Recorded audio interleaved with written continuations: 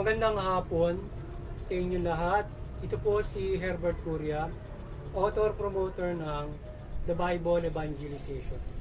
Kakibat ang ating pananalig sa ating banal na Panginoon Diyos, banal na Panginoon sa Kristo, at kabayan ng kaliwanagan ni Mandala Santa Maria, ay ating pong ibinabahagi sa inyo sa linggong ito. Ang mensahe ng ating banal na Panginoon Diyos. Ang tema ng mensahe ng ating banal na Panginoon Diyos ay ang paglilingkod ng Panginoon sa Kristo at mga apostol. Ngayon po ay aking babasahin sa inyo ang aming mensaheng ito mula po sa Bagong Tipan, ang mabuting balita ng paghahari ng ating banal na Panginoon Diyos sa pamamagitan ng banal na Panginoong Hesukristo. At ayon po dito kay Apostol San Marcos, Kabanata 4, talatang 33 hanggang 34. Ito po ang mensahe. Ang salita ay ipinangaral ni Jesus sa kanila sa pamamagitan ng maraming talinghaga. Tulad nito, ayon sa makakaya ng kanilang pangunawa, hindi siya nangaral sa kanila nang hindi gumagamit ng talinghaga. Ngunit ipiniliwanag niya ng sarili niya sa kanyang mga alagad ang lahat ng bagay. Ipagpatuloy po natin kay Apostol San Mateo, Kabanata 20, talatang 27 hanggang 28. Ito po ang mensahe. At sino mang ibig maging pinuno ay dapat maging alipin ninyo. Tulad ng anak ng tao na naparito, hindi upang paglingkuran, kundi upang maglingkod sa ating alay. Ang kanyang buhay upang matubos ang marami. Ipagpatuloy po natin sa kay Apostol San Lucas, Kabanata 4, talata 17 hanggang 19. Ito po ang mensahe. At ibinigay sa kanya ang aklat ni Propeta Isaias. Binuksan niya ang aklat sa dakong pinasusulatan ng ganito. Sumaakin ang Espiritu ng Panginoon sapagkat hinirang niya ako upang ipangaral sa mga dukha ang mabuting balita. Sinugo niya ako upang ihayag sa mga bihag na sila'y lalaya at sa mga bulag na sila'y makakikita, upang bigyan ng kaluwagan ang mga sinisiil at ipahayag ang pagliligtas na gagawin ng Panginoon. Ipagpatuloy po natin kay Apostol San Juan, Kabanata 17, talata 18 hanggang 20. Ito po ang mensahe. Kung paanong sinugo mo ako sa sanlibutan, gayon din naman sinugo ko sila sa sanlibutan. At alang-alang sa kanila itinaga ko ang aking sarili upang maitalaga rin sila sa pamamagitan ng katotohanan.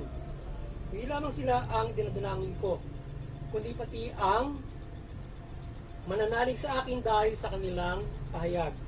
Ipagpatuloy po natin kay Apostol San Juan, Kabanata 20, talatang 30 hanggang 31. Ito po ang mensahe. Marami pa ang kababalagang ginawa si Jesus na nasaksihan ng mga alagad, ngunit hindi na ilatala sa aklat na ito. Ang mga natala dito ay sinulat upang sumampalataya kayo na si Jesus ang Mesiyas, ang anak ng Diyos, sa gayo'y magkaroon kayo ng buhay sa pamamagitan niya. Pagpatuloy po natin sa 1 Korinto Kabanata 4, talatang 1. Ito po ang mensahe. Kami mga lingkod ni Kristo at katiwala ng mga hiwagan ng Diyos. Ganyan ang dapat na maging palagay niyo sa amin. Pagpatuloy po natin sa mga taga-Galacia, Kabanata 2, talatang 7 hanggang 9. Ito po ang mensahe. Sa halip, pinila nilang ako hinirang ng Diyos upang mangaral ng mabuting balita ng kaligtasan ng mga samahan. Tulad din ang pagkahirang kay Pedro upang mangaral ng mabuting balita ng kaligtasan sa mga Hudyo. Ang Diyos nang humirang kay Pedro bilang apostol. Sa mga Hudyo, ang siya rin humirang sa akin bilang apostol ng mga Hintil. Nabati din na Santiago, Pedro at Juan, ang mga kilalang haligi ng Iglesia, ang Diyos ang siyang nagbigay sa akin ng tanging Panginoon. Ito po ang mensahe at salita ng ating banal na Panginoon Diyos, ating pong pasalamatan. Ang ating banal na Panginoon Diyos, banal na Panginoon sa Kristo at Espiritu Santo. Maraming salamat po sa ating banal na Panginoon Diyos, banal na Panginoon sa Kristo at Espiritu Santo, gayon din sa ating banal na Santo. Maraming salamat po at ngayon ay ipaliliwanag ko po sa inyo itong mensahe ito mula sa tema na ang paglilingkod ng Panginoon sa Kristo at mga apostol. Yan po ang nais sumabatid sa atin ng ating banal na Panginoon Diyos na siya sa pamamagitan ng banal na Panginoon sa Kristo ay pinababatid na siya ay naghirang at nagsugo at mismo buktong na nakya kanyang hinirang at sinugo upang ibabatid sa atin ang kanyang kalooban upang magabayan tayo sa ating kaligtasang spiritual at ipagpatawad tayo sa ating mga pagkakasala o ang kahabagan niya sa sa atin ay ipinaabot sa atin sa pamamagitan ng pagkahiran sa Panginoon Kristo at paglilingkod na ginawa niya sa atin. Ang Panginoon Kristo ay naglingkod ng may kababaang loob sa sangkatauhan upang ito ay maakay niya sa pagliligtas at ito'y mamuhay na mayroong kababaang loob sa ating banal na Panginoon Diyos. Kaya bilang bugtong na anak sa pananampalataya sa Panginoon Diyos ay pinakita niya ang kababaang loob at kahit na siya ay siyang dapat na maghari na itinalaga ng Panginoon Diyos, siya ay naglingkod na may kababaang loob. Nakita niya ang kahabagan niya upang mayroon tayong tularan sa pananampalataya natin sa Panginoon Diyos at paglilingkod sa ating banal na Panginoon Diyos na tayo ay kahit tayo ay tagapaglingkod ng banal na Panginoon Diyos, kagaya ng Panginoon sa Kristo, hindi tayo ang dapat na paglingkuran o sino man na mga naglilingkod. Maging sa pamahalaan, hindi kayo ang dapat paglingkuran kundi kayo ang maglilingkod sa mga tao. At kakibat nito ay kaya niyong ibigay ang inyong buhay para sa paglilingkod at para sa kaligtasan ng marami mula sa pananampalataya natin sa banal na Panginoon. So ganyan ang nais at ng banal na Panginoon at pagkakatalaga niya sa banal na Panginoon sa Kristo upang pakita sa ating lahat kung paano tayo dapat mananampalataya, maglilingkod na susunod sa ating banal na Panginoong Diyos mula sa Panginoong Yesu Kristo. Kaya kung paano siya sumunod sa pangalan ng Panginoon Diyos, ganoon din tayo susunod. Ganoon tayo mananampalataya sa Panginoon Diyos sa mananampalataya sa kanyang bugtong na anak. Na kaya rin natin ibigay yung ating buhay para sa Panginoon sa Kristo, para sa Panginoon Diyos. Na kung sa ibinigay ng Panginoon sa Kristo ang kanyang buhay para sa atin, at kaya din natin ibigay ang buhay natin para sa Panginoon sa Kristo, para sa mananampalataya natin, para sa Panginoon Diyos. Ganyan ang nais ng ating banal na Panginoon Diyos at Panginoon sa Kristo na pananampalataya para tayo ay bigyan niya ng buhay o iligtas tayo sa lahat ng uri ng kapahamakan. Kung tayo man ay daranas kagaya ng ating mga nakaraan na mga pagbabahagi, kung tayo man ay itatalaga na kagaya ng banal na Panginoon sa Kristo, ay kagaya ng banal na Panginoon, lalaganap tayo at patuloy na lalaganap para sa pananampalataya sa Panginoon. Kagaya ng iba't ibang itinalaga para diyan, kagaya ng mga apostol na itinalaga para diyan mula sa Panginoon sa Kristo at mga apostol na nagsakripisyo rin ng kanilang mga buhay para sa pagpapalaganap ng mabuting balita na ating tinatamasa ngayon. Nagabayan sa katauhan para mamuhay tayo ng mapayapa, magabayan tayo sa pagkakaisa sa pananampalataya sa Diyos at mabuting pamumuhay. Sa gayon, mula dito tayo iniligtas ng ating banal na Panginoon sa Kristo sa kasamaan. Sapagkat kung mapapanday tayong lahat at tayo maging matuloy na pamumuhay, so yun ay pinakababis ng kaligtasan ng bawat isa at ng kapwa-tao natin. At hindi sa pamamagitan lamang ng pagliligtas sa pamamagitan ng kamay na bakal o sa pamamagitan ng pwersa. So hindi mo iniligtas sa pamamagitan ng pwersa na banal na Panginoon sa Kristo ang kanyang paglilingkod ang bawat isa mula doon sa mga demonyo, kundi sa pamamagitan ng isang pangangaral, pagtuturo, paggabay sa ating sa mga mamayapang paraan. So ganyan naglingkod ng banal na Panginoon Diyos at pinapaglingkod ng ating mga Panginoon para pag-arihan tayo sa pamamagitan ng mapayapang pangangaral, pagtatag ng simbahan. At doon siya nagsakripisyo ng kanyang buhay sa pamamagitan ng pagsaway ng mga sasama, sa pamamagitan ng pagpapabago sa kasamaan, sa pamamagitan upang sila'y pagbigyan at makaisa sa kaligtasan. So ganyan ipinakita ng banal na Panginoon sa Kristo ang paglilingkod at paghahari sa pamamagitan ng mapayapang paraan. So ganyan tayo pinaglingkuran ng banal na Panginoon. Hindi siya gumamit ng dahas para tayo ay pagbaguhin, para tayo ay pasunurin sa Panginoon Diyos. Hindi gumamit ng dahas sa Panginoon sa Kristo, bagkos ay ginamit niya ay ang kagandahan ng kanyang pananalita, ang kanyang pangangalaga sa lahat, ang pagbibigay buhay, pangangalaga ng kalusugan, pagbibigay ng pagkain. Ganyan niya ipinakita ng Diyos ang pangangalaga sa atin upang tayo kanyang pag-arian, upang tayo ay kanyang pangalagaan. Pinakita niya ito sa ganung klase ng mabubuting pamamaraan at hindi sa mamagitan ng pero sa pamamaraan upang digmain yung mga demonyo at mga tao nakikisa sa mga demonyo. Yung ika nga ay kagaya nung una ay ginunaw niya ang mundo, kagaya ng Sodoma, Gomora at pagunaw ng baha ng buong mundo. Ngayon ay pinakita naman sa pamamagitan ng banal na Panginoong Jesucristo ng kanyang paglilingkod kung paano mapayapong pamamaraan na tayo ay binibigyan ng kahabagan ng ating banal na Panginoon Diyos at pinapatawad sa ating pagkakasala. So ang pinakita ng Diyos ang kanyang kahabagan sa atin mula sa Panginoong Jesus Christ. Even His begotten Son ay magsakripisyo ng buhay para tayo ay maligtas. Ang bugtong na lamang ang makapagliligtas sa lahat sapagkat siya ay maharapika. At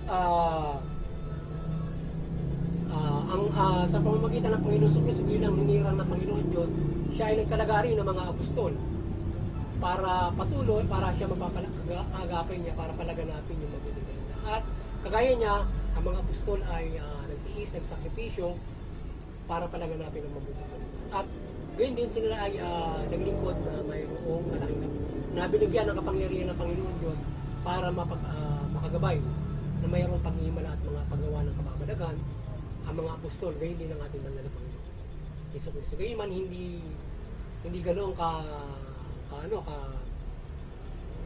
kabigat yung kapangyarihan na kanyang ginawa noon para gabayan ng sangatungan, kundi sa pamamagitan noong pangangalaga sa ating kalusugan, pagbuhay, pagbibigay ng mga pagkain. Yan, diyan niya na pinakita ng banal na Panginoon Diyos kung paano tayo papailalim sa paghahari niya mula Panginoon Hesus Kristo ang pagkakaloob ng buhay sa atin. Yan. Pagkain, pangalaga sa sakit, pagbibigay buhay mula dito sa pamumuhay sa mundong ito at ang buhay na walang hanggan na tatamasahin natin. Kung saan ay sa minsang karanasan ay tayo ay bubuhayin ng Panginoon sa Kristo pagdating ng takdang panahon. Yan. At nagbigyan na siya ng sample kung siya nang magsakripisyo siya. Binuhay niya yung mga patay noon at maging siya ay nabuhay na magmuli. Na binuhay siya ng Panginoon Diyos ng Espiritu at ganoon din ang gagawin sa atin ng ating banal na Panginoon Diyos, Panginoon sa Kristo pagdating ng takdang panahon. Kung tayo ay darat na ng Panginoon Diyos, tayo ay dumanas doon sa normal spoilage, bubuhayin ka. Kaya kung hindi, ano ba buhay? Ngayon, mga nakaramang araw, kung dumating na yung pag-upo, maaaring tayo ay hindi makaranas niya. Tayo ay bibigyan ng buhay na walang hanggan. So tayo bibigyan niya ng buhay hanggang sa buhay na walang hanggan. So, yung mga nanampalataya ng lubos, pipiliin sa mga tao na mga mabubuhay sa pag-upo na yan, doon sa 2/3 na mabubuhay, pipili siya ng bibigyan niya ng walang hanggang buhay na mula doon sa pagbalik niya na makakasama niya sa 1,000 years at buhay na walang hanggan. Ganon ang gagawin niya at yung iba pang bubuhayin pagdating ng takdang panahon. So ganyan ang paglilingkod na ginawa ng ating gagawin pa at mula doon sa ginawa at gagawin pa ng ating banal na Panginoon sa Kristo pagdating ng takdang panahon. At ipakikita niya ang 1,000 taon na gagawin pa lamang niya na kanyang paghahari, ganap na paghahari na for the 1,000 years. At kasama yung mga mananampalataya, kaya tayo ay mananampalataya ng lubos na kaya natin ibigay yung ating buhay upang tayo makasama pagdating ng takdang panahon kung tayo ay nagkaroon ng normal spoilage. Maaari tayo buhayin sa 1,000 years, makasama tayo ng Panginoon sa Kristo. Or else, tayo ay makasama sa 1,000 years. Maaari sa darating na panahon, by next year o somewhat years, bigla naghukom. Ngayon, pwede kang pagkalooban ng buhay, makasama ka ron. Kung nananampalataya ka at paano ka nga mananampalataya. Kagaya ng banal na Panginoon sa Kristo mula sa kanilang paglilingkod ng mga apostol. Kaya mong ibigay yung sarili mo buhay para sa pananampalataya sa Diyos, kagaya ng ginawa ng Panginoon sa Kristo. Kung ganun may binibigay, God will save you for every, sa lahat ng mga uri ng mga kapahaman. Kaya nga, sinasabi ng Panginoon, bibigyan kanyang buhay sa kanyang pananampalataya. Kaya kung tayo may pananampalataya, i-adyan niya tayo sa kapahaman. So, kaya tayo ay ginagabayan ng Diyos para tayo ay maligtas sa anumang uri ng mga kapahamakan at mga kapigatian. Yan. Tayo maging matatag dyan sa napakaraming masama. Tayo man ay mabiktima, tayo ay may buhay na walang hanggan. At tayo hindi basta-basta mabibiktima na sino mang kasamaan o masasakripisyo sa pananampalataya natin sa Panginoon Diyos. Kaya luluobin ng Panginoon Diyos dahil may malaking kang gagampanan. Kapag ito ay kagaya na ginawa ng mga may malaking ginampalang bago niloob ng Diyos na sila ay makaranas ng kamatayan doon sa kanilang pananampalataya sa ating banal na Panginoon Diyos. Even though tayo ay syempre ang bawat isa hindi ka mapapahamak, pero syempre lahat naman tayo ay daranas ng mga malis po. Sabihin ay darating ka doon sa mas malawig na buhay. Ika nga sabi na tayo ay mas maraming buhay ang bibigay sa atin kung tayo may pananampalataya sa ating Panginoon. Mahalaga ay yung tayo ay susunod sa Kanya sa pamamagitan kagaya ng ginagawa ng Panginoon Kristo at ginawa ng mga apostol niya. At ang Panginoon Kristo ay gumawa rin nga ng iba't ibang mga kamabalagan at gayon din yung mga apostol. So tayo, bilang nanampalataya sa Diyos, pwede rin naman tayo manampalataya ng lubos para yung mga kapwa natin na maipanalangin natin para sila ay i-adjust sa kapahamakan, or tayo ay manampalataya ng sama-sama para ipagkaloob sa atin ng Diyos ang ating mga hinihiling. Paulit-ulit ang sinabi ng Panginoon Diyos na tayo ay manampalataya para hingin natin ang ating mga kahilingan. At ang Panginoon Kristo rin ay tayo ay hindi lamang, siyempre tayo ay lahat ng nananampalataya ay kanyang idinalangin sa panalabanan ng Panginoon Diyos na kanyang gabayan ang mga ibinigay sa kanya at mananampalataya pa. Kaya muli, sana ay nagabayan naman kayo ng The Bible Evangelization sa inyong spiritual na buong buhay mula sa pagbabahagi dito at mensahe ng ating mga Panginoon Diyos na ipabatid sa atin ang pagkahirang at paglilingkod ng banal na Panginoon Kristo at kung paano sila nanampalataya sa Panginoon Diyos at naglingkod sa atin na may kababaang loob, katatagan, para tayo ay manampalataya at magkaisa sa Panginoon. Ganun din ang gagawin natin mula doon sa mabuting balita na kanyang inihayag. Sa pamamagitan ng mga payapang paraan ay ganun tayo mananampalataya at magkakaisa. At mananampalataya at magkakaisa para sa banal na Panginoon Diyos. O tayo ay magpapairal ng mabuting balita sa pamamagitan ng mapayapang paraan. Sa pamamagitan ng karahasan. At merong itinalaga ang ating Diyos na pamalaan para sa pagsupil sa pamamagitan noong Persa. So yun ay ang may itinaga sila at may panuntunan ng pamalaan at hindi basta gumawa ng Persa para gamitin ito kung umiran yung mabuti. So muli ay sana nagabayan lang kayo ng The Bible Evangelization sa inyong spiritual na buhay at magkaroon kayo ng malaking pag-asa sa inyong kaligtasang spiritual. At patuloy na tayo ay nanampalataya ng gabay ng Panginoon Diyos, Panginoon sa Kristo at Espiritu Santo na at patuloy sugo ang banal na Santa Maria na gabayan tayo ng kanyang paliwanagan ng kanyang pagmimilago sa pagbabahagi ng mga at kayo ay mabuklod at tumalima sa pananampalataya sa Panginoon Diyos at mabuting balita. Yan. At doon sa interperpetuity, patuloy tayo magkaisa at patuwain natin yung ating mga reliyon. At tayo ay hindi magkaroon ng mga hiduaan na nauwi sa mga sigalutan at karahasan o digmaan.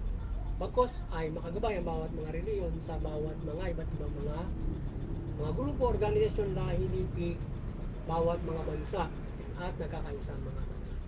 Bawat community. At umiran yung kapayapaan at pagkakaisa sa maiwasan yung digmaan, maiwasan ang mga karahasan. Yan. At sa CBCP and Vatican Church ay patuloy kayong maliwanagan ni Banal Santa Maria at patuloy pupukulurin yung isang katawan sa pananampalataya sa Panginoon, sumila Panginoon sa Kristo at Espiritu Santo at sa mabuting balita. Yan. At sa ating munting kakayanan ay patuloy tayong umaasa ng paggabay ng ating banal na Panginoon Diyos, Panginoon sa Kristo ng Espiritu Santo ng kanyang kaliwanagan mula sa pagsugod ng Banal Santa Maria na magbayin tayo ng kaliwanagan at iba-iba niyang paggabay at pagnumilago sa ating pagpapulurin ang sa katawan sa pananampalataya sa Panginoon Diyos mula Panginoon sa Kristo at mabuting balita. sa mga kapamahalaan, kayo maliwanagan. Kayo maliwanagan ng bawat mga kapamahalaan at kayo ay tumalima. Kayo maliwanagan ng mabuting balita ng Banal na Santa Maria at mamahala kayo ng mabuti. Matuwid, patas ng hustisya at tugunin niyo yung karapatang ng tao. Yan. Sa gayon ay makapamumuhay ng naayon sa karapatan at naayon sa kalooban ng Diyos ang mga nasasakupan ninyo at ang buong mundo. At inyong ipagkaloob ang biyaya ng Banal na Panginoon Diyos mula sa inyong pamamahala mula din ang kanilang mga karapatan. Ay bahagi niyo ito. Ang inyong nasasakupan, ang yaman ng Diyos na pinagkaloob sa atin, ang kalikasan na pinagkaloob sa atin sa pamamagitan ng karapatan ng tao. Magandang hapon sa inyo lahat at maging instrumento kayo ng pagpapala ng ating Banal na Panginoon Diyos. Magandang hapon sa inyo lahat at God bless.